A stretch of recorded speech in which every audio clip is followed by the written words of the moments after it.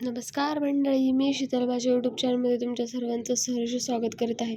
लग्नानंतर होईलच प्रेमचा खूप सुंदर प्रोमो आला आहे. त्याच्यामध्ये पार्थ म्हणत असतो की देवबाप्पा प्लीज काव्याला माझ्या आयुष्यातून जाऊन देऊ नको. इकडे काव्य अभ्यास करताना तिला काव्याचा, तिचा आणि जीवाचा फोटो सापडतो. ती म्हणते माझा तर जन्मजेवर प्रेम नाही, तर आता पण काही आठवणी अशा असतात की त्या पुसल्या जात नाही, किती जरी असले तरी, असं तिच्या मनात विचार चालू असतो.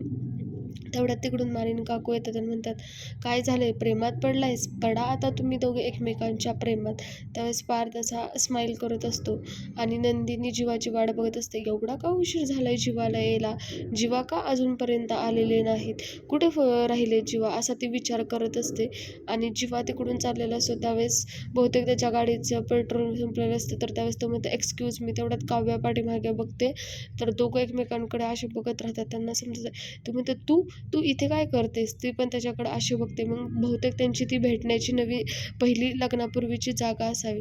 तर आज बघू आपण उद्याच्या भागामध्ये काय होते. यासाठी तुम्ही माझ्या चॅनलला सबस्क्राईब करा, लाईक करा, शेअर करा. Bye bye.